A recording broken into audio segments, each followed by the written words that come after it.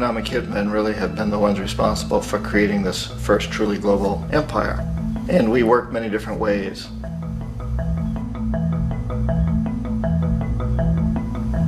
But perhaps the most common is that we will identify a country that has resources our corporations covet, like oil, and then arrange a huge loan to that country from the World Bank or one of its sister organizations. But the money never actually goes to the country. Instead, it goes to our big corporations to build infrastructure projects in that country, power plants, industrial parks, ports, things that benefit a few rich people in that country, in addition to our corporations, but really don't help the majority of the people at all. However, those people, the whole country is left holding a huge debt. It's such a big debt they can't repay it, and that's part of the plan, that they can't repay it. And so at some point, we economic hitmen go back to them and say, listen, you owe us a lot of money, can't pay your debts, so sell your oil real cheap to our oil companies. Allow us to build a military base in your country, or send troops in support of ours to someplace in the world like Iraq, or vote with us on the next UN vote, to have their electric utility company privatized and their water and sewage system privatized and sold to U.S. corporations or other multinational corporations. So there was that whole mushrooming thing, and it's so typical of the way the IMF and the World Bank work, that you put a country in debt, it's such a big debt it can't pay it, and then you offer to refinance that debt and pay even more interest. And you demand this quid pro quo, which you call a conditionality or good governance, which means basically that they've got to sell off their resources, including many of their social services, their utility companies, their school systems sometimes, their penal systems, their insurance systems, to foreign corporations. So it's a double, triple, quadruple whammy. The precedent for economic hitmen really began back in the early 50s when democratically elected Mossadegh, who was elected in Iran, he was considered to be the hope for democracy in the Middle East and around the world. He was Time Magazine's Man of the Year. But one of the things that he'd run on and began to implement was the idea that foreign oil companies needed to pay the Iranian people a lot more for the oil that they were taking out of Iran. The Iranian people should benefit from their own oil. Strange policy. We didn't like that, of course. But we were afraid to do what we normally were doing, which was to send in the military. Instead, we sent in one CIA agent, Kermit Roosevelt, Teddy Roosevelt's relative. And Kermit went in with a few $1 million and was very, very effective and efficient. And in a short amount of time, he managed to get Mossadegh overthrown and brought in the Shah of Iran to replace him, who always was favorable to oil. And it was extremely effective. Bombs overflow Tehran. Army officers shout that Mossadegh has surrendered and his regime as virtual dictator of Iran is ended. Pictures of the Shah are paraded through the streets as sentiment reverses. The Shah is welcomed home. So back here in the United States, in Washington, people looked around and said, wow, that was easy and cheap. So this established a whole new way of manipulating countries, of creating empire. The only problem with Roosevelt was that he was a card-carrying CIA agent, and had he been caught, the ramifications could have been pretty serious. So very quickly at that point, the decision was made to use private consultants to channel the money through the World Bank or the IMF or one of the other such agencies, to bring in people like me who worked for private companies, so that if we got caught, there would be no governmental ramifications.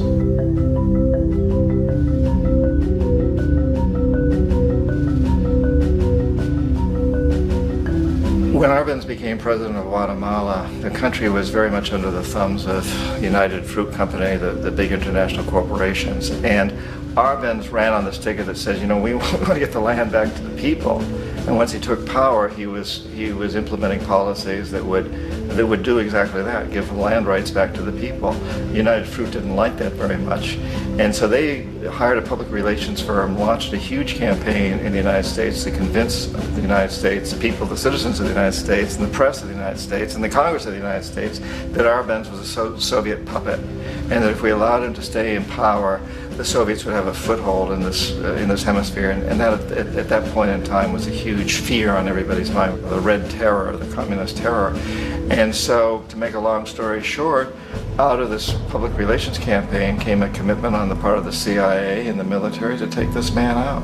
And in fact, we did. We sent in planes, we sent in soldiers, we sent in jackals, we sent everything in to take him out, and did take him out. And as soon as he was removed from office, the new guy that took over after him basically reinstated everything to the big international corporations, including United Fruit.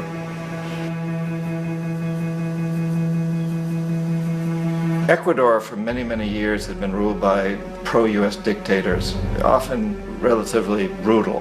Then it was decided that they were going to have a truly democratic election. Jaime Roldos ran for office, and his main goal, he said, as president would be to make sure that Ecuador's resources were used to help the people. And he won, overwhelming, by more votes than anybody had ever won anything in Ecuador. And he began to implement these policies to make sure that the profits from oil went to help the people. Well, we didn't like that in the United States. I was sent down as one of several economic hitmen to change Roldos, to corrupt him, to bring him around, to let him know, okay, you can get very rich, you and your family, if you play our game, but if you continue to try to keep these policies you've promised, you're going to go. He wouldn't listen. He was assassinated. As soon as the plane crashed, the whole area was cordoned off. The only people allowed in were U.S. military from a nearby base and some of the Ecuadorian military. When an investigation was launched, two of the key witnesses died in car accidents before they had a chance to testify. A lot of very, very strange things that went on around the assassination of Jaime Roldos. I, like most people who've really looked at this case, have absolutely no doubt that it was an assassination. And of course, in my position as an economic hitman, I was always expecting something to happen to Jaime, whether it be a coup or assassination, I wasn't sure, but that he would be taken down because he was not being corrupted. He would not allow himself to be corrupted the way we wanted to corrupt him. Omar Torrijos, president of Panama, was, one of my favorite people. I really, really liked him. He was very charismatic. He was a guy who really wanted to help his country. And when I tried to bribe him or corrupt him, he said, look, John, he called me Juanito. He said, look, Juanito, I don't need the money. What I really need is for my country to be treated fairly. I need for the United States to repay the debts that you owe my people for all the destruction you've done here. I need to be in a position where I can help other Latin American countries win their independence and be free of this terrible presence from the north that you people are exploiting us so badly. I need to have the Panama Canal back in the hands of the Panamanian people. That's what I want. And so, leave me alone. Don't try to bribe me. It was 1981, and in May, Jaime Roldos was assassinated. And Omar was very aware of this. Torrijos got his family together and he said, I'm probably next, but it's okay because I've done what I came here to do. I've renegotiated the canal. The canal will now be in our hands. He just finished negotiating the treaty with Jimmy Carter. In June of that same year, just a couple of months later, he also went down in an airplane crash, which there's no question was executed by CIA-sponsored jackals. Tremendous amount of evidence that one of Torrijos' security guards handed him at the last moment as he was getting on the plane a tape recorder, a small tape recorder that contained a bomb.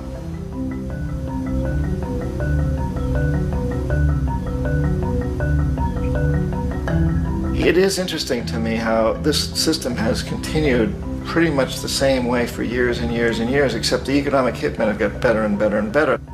Then we come up with, very recently, what happened in Venezuela. In 1998, Hugo Chavez gets elected president, following a long line of presidents who had been very corrupt and basically destroyed the economy of the country. And Chavez was elected amidst all that.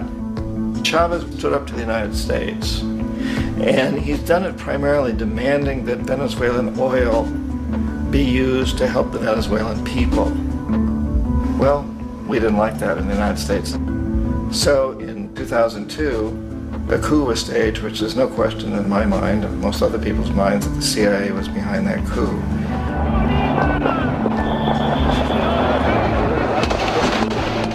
The way that that coup was fomented was very reflective of what Kermit Roosevelt had done in Iran, of paying people to go out into the streets, to riot, to protest, to say this Chavez is very unpopular. You know, if you can get a few thousand people to do that, television can make it look like it's the whole country, and things start to mushroom. Except in the case of Chavez, he was smart enough, and the people were so strongly behind him that they overcame it, which was a phenomenal moment in the history of Latin America.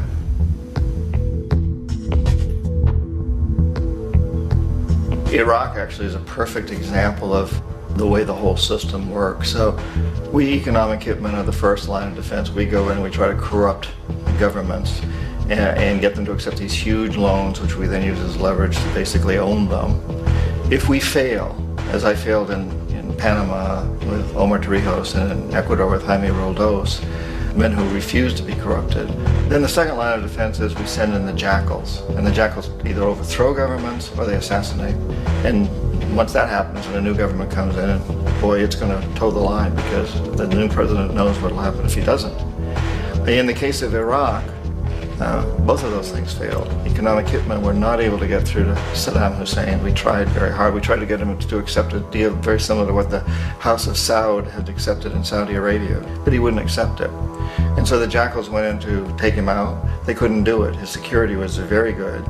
After all, he had one time worked for the CIA. He'd been hired to assassinate a former president of Iraq and failed, but he knew the system. So in '91, we send in the troops and we take out the Iraqi military. So we assume at that point that Saddam Hussein is going to come around. We could have taken him out, of course, at that time, but we didn't want to. He's the kind of strong man we like. He controls his people. We thought he could control the Kurds and keep the Iranians in their border and keep pumping oil for us. And then once we took out his military, now he's going to come around.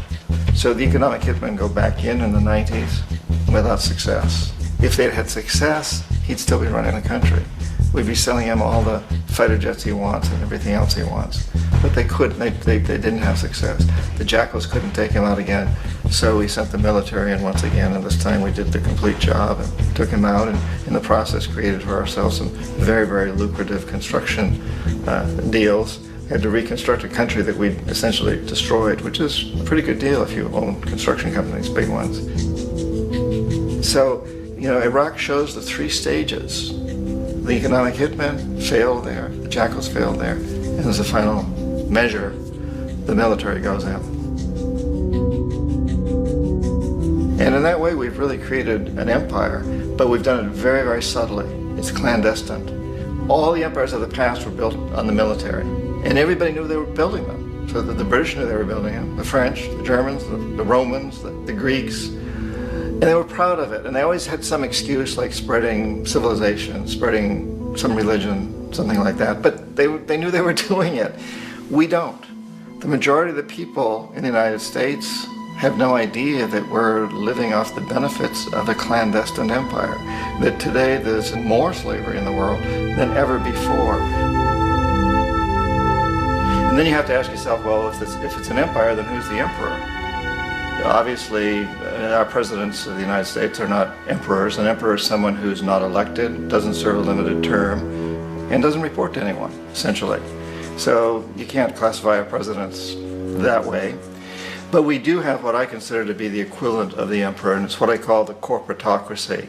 The corporatocracy is this group of individuals who run our biggest corporations, and they really act as the emperor of this empire. They control our media, either through direct ownership or advertising. They control most of our politicians because they finance their campaigns, either through their corporations or through personal contributions that come out of the corporations. They're not elected. They don't serve a limited term. They don't report to anybody. And at the very top of the corporatocracy, you really can't tell whether a person's working for a private corporation or the government because they're always moving back and forth. So, you know, you've got a guy who one moment is the president of a big construction company like Halliburton, and the next moment he's vice president of the United States, or the president who is in the oil business. And this is true whether you've got Democrats or Republicans in the office. You have them moving back and forth through the revolving door. And in a way, Our government is invisible a lot of the time, and its policies are carried out by our corporations on one level or another. And then again, the policies of the government are basically forged by the corporatocracy and then presented to the government. They become government policy. So it's an incredibly cozy relationship. This isn't a conspiracy theory type of thing. These people don't have to get together and plot to do things. They all basically work under one primary assumption, and that is that they must maximize profits regardless of the social and environmental costs.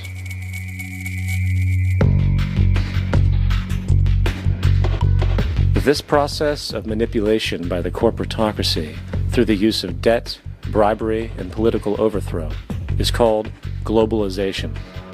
Just as the Federal Reserve keeps the American public in a position of indentured servitude through perpetual debt, inflation, and interest, the World Bank and IMF serve this role on a global scale. The basic scam is simple. Put a country in debt either by its own indiscretion or through corrupting the leader of that country, then impose conditionalities or structural adjustment policies, often consisting of the following. Currency devaluation. When the value of a currency drops, so does everything valued in it. This makes indigenous resources available to predator countries at a fraction of their worth. Large funding cuts for social programs. These usually include education and healthcare, compromising the well-being and integrity of the society, leaving the public vulnerable to exploitation. Privatization of state-owned enterprises. This means that socially important systems can be purchased and regulated by foreign corporations for profit. For example, in 1999, the World Bank insisted that the Bolivian government sell the public water system of its third largest city to a subsidy of the U.S. corporation Bechtel. As soon as this occurred, water bills for the already impoverished local residents skyrocketed. It wasn't until after a full-blown revolt by the people that the Bechtel contract was nullified. Then there is trade liberalization, or the opening up of the economy through removing any restrictions on foreign trade. This allows for a number of abusive economic manifestations, such as transnational corporations bringing in their own mass-produced products, undercutting the indigenous production and ruining local economies. An example is Jamaica, which, after accepting loans and conditionalities from the World Bank, lost its largest cash crop markets due to competition with Western imports. Today, countless farmers are out of work, for they are unable to compete with the large corporations.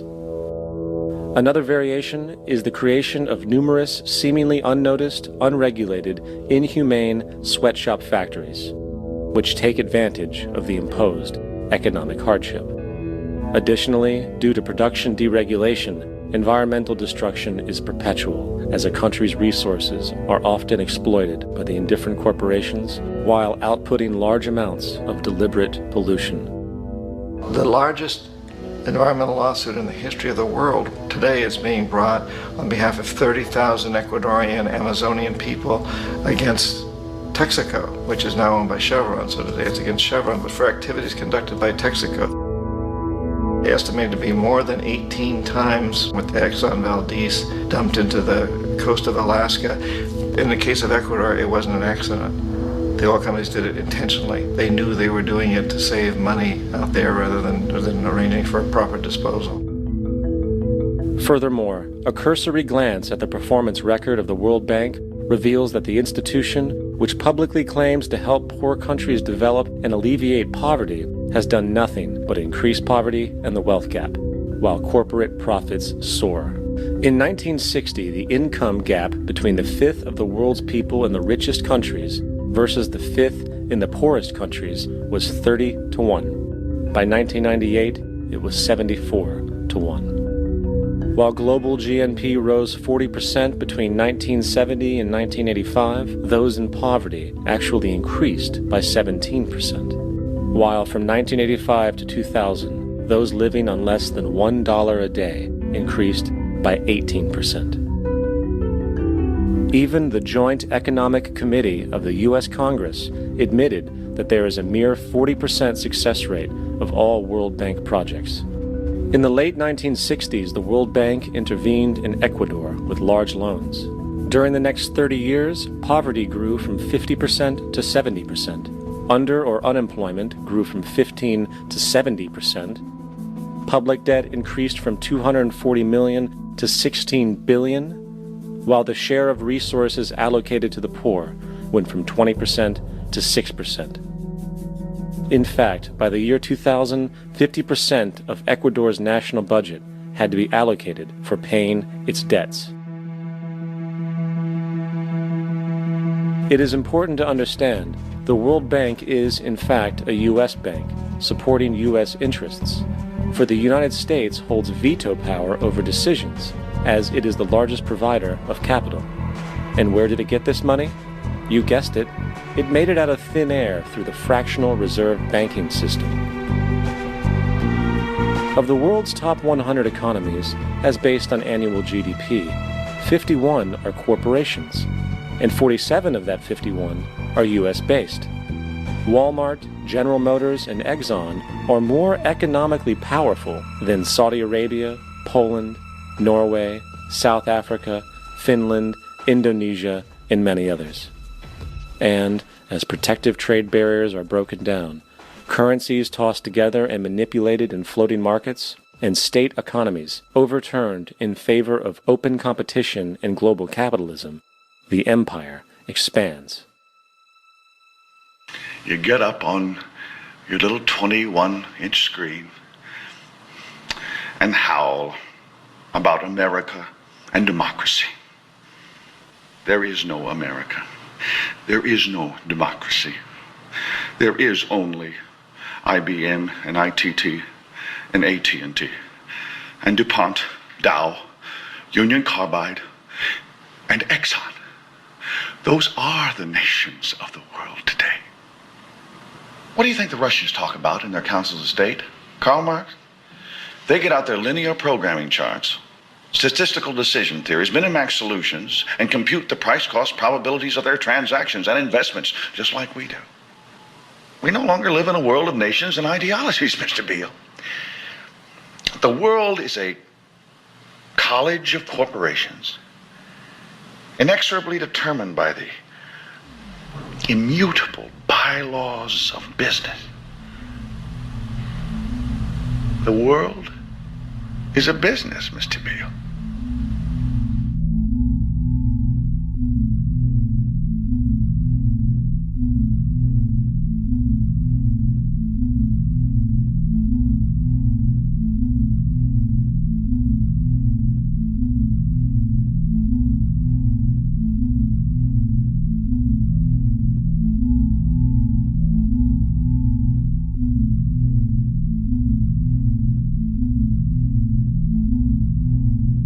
The world is being taken over by a handful of business powers who dominate the natural resources we need to live while controlling the money we need to obtain these resources.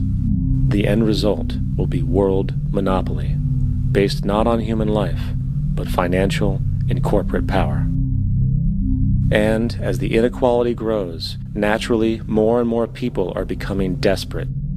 So the establishment was forced to come up with a new way to deal with anyone who challenges the system. So they gave birth to the terrorist. The term terrorist is an empty distinction, designed for any person or group who chooses to challenge the establishment. This isn't to be confused with the fictional Al-Qaeda, which was actually the name of a computer database for the US-supported Mujahideen in the 1980s.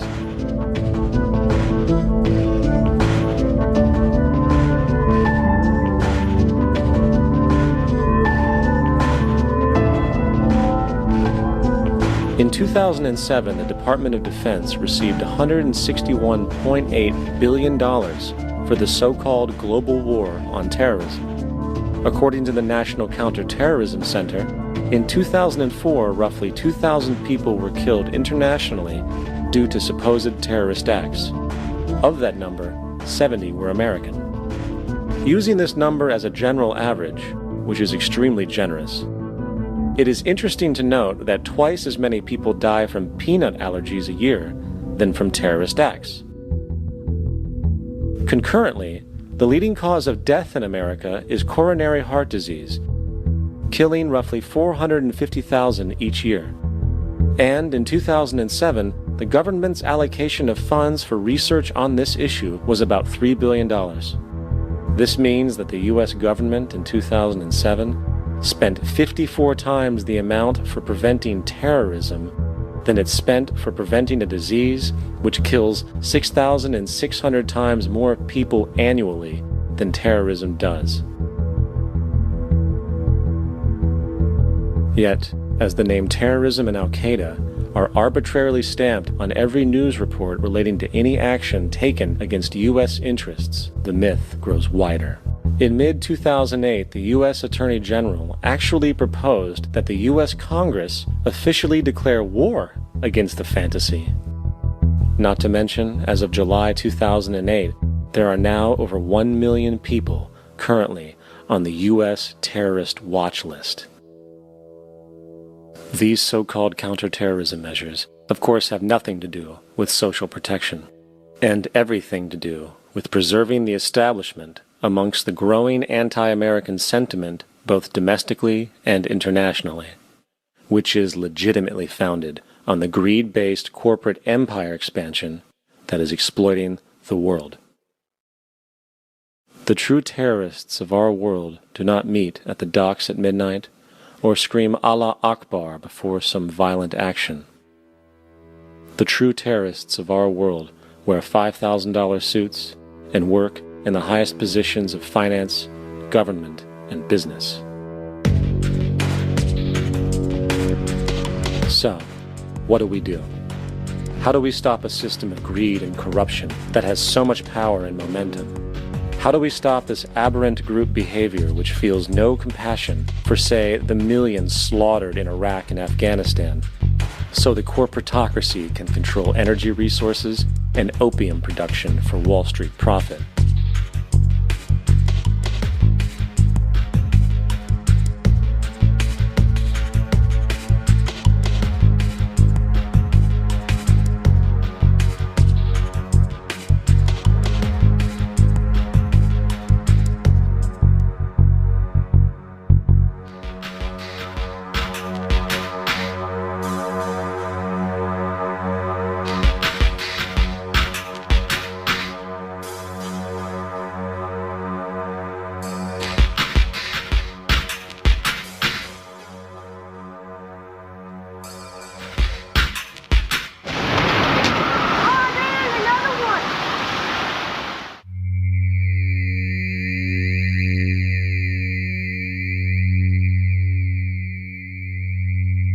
How do we stop a system of greed and corruption that condemns poor populations to sweatshop slavery for the benefit of Madison Avenue? Or that engineers false flag terror attacks for the sake of manipulation? Or that generates built-in modes of social operation which are inherently exploitative? Or that systematically reduces civil liberties and violates human rights in order to protect itself from its own shortcomings? How do we deal with the numerous covert institutions such as the Council on Foreign Relations, the Trilateral Commission, and the Bilderberg Group, and other undemocratically elected groups which, behind closed doors, collude to control the political, financial, social, and environmental elements of our lives? In order to find the answer, we must first find the true underlying cause. For the fact is, the selfish, corrupt, power, and profit-based groups are not the true source of the problem. They are symptoms.